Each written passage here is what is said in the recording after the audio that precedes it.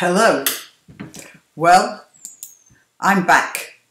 Some of you might have been wondering what happened to me. Well, first of all, my dog died. Yeah, that's not the beginning of a joke.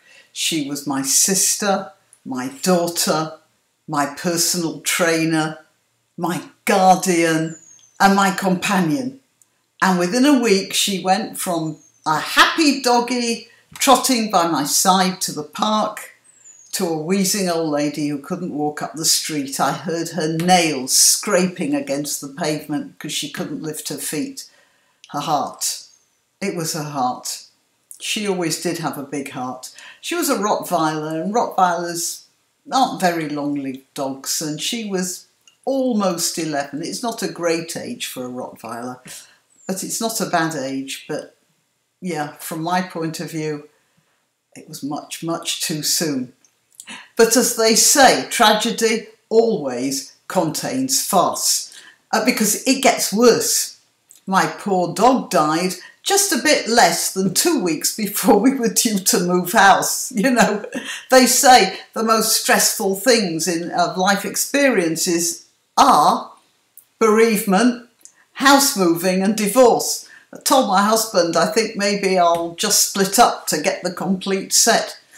Anyway, the first week after my dog died, I was completely paralysed psychologically. And in the second week, although I didn't want to, I had to do things. I mean, we were moving house. I didn't get enough done, though. So now our new place is in chaos, which is why you can see all these parcels behind me.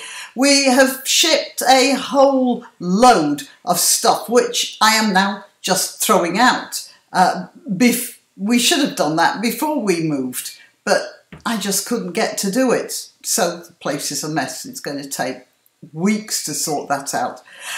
Now, you think it can't get worse? Well, it did. 2 days before we moved, my phone died. I don't mean it just ran out of battery or got stuck a bit. I mean, it completely shut down.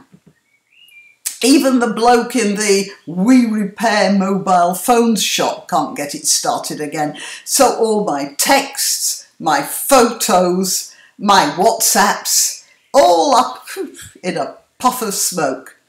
Now, if you think that's bad, I want you to consider the case of my friend. Well, let's call him Leo.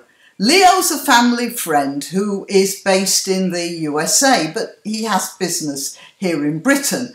Over many years on his visits to the UK, he's invited generally a whole lot of friends to his place on Saturday nights for dinner. He's a very good cook, and we were amongst them. Although I regularly invited him, he rarely took up the chance because he was always dashing off somewhere. For that reason, I sort of felt that I'd built up a really steep debt to Leo with no chance to repay it.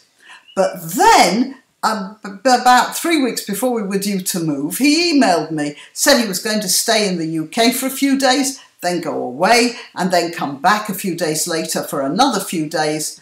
And as usual, I invited him, and this time he accepted. Fine, I didn't tell him we were moving. Some of our stuff was packed up, but most of the major furniture was still there, and all the bedding, crockery, cutlery, that sort of stuff. So we could entertain a guest, even though the sofa and the armchairs had gone. Anyway, Leo spent the Monday, the Tuesday and the Wednesday with us in a slightly attenuated house. Then he went off to France or Germany or wherever it was. But after he'd gone, my dog became ill. And on the Sunday, she died.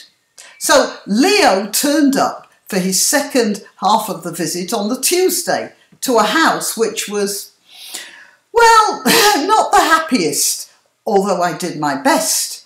And so did he.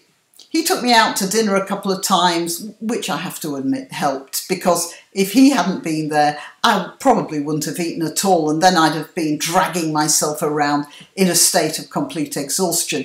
But just imagine what Leo would be telling his family when he gets back home. It would probably have gone something like this. Well, I finally got to visit Demi and her family after all these years. And when I got there, half the house was missing because they were moving out. Then, a few days later, the dog died.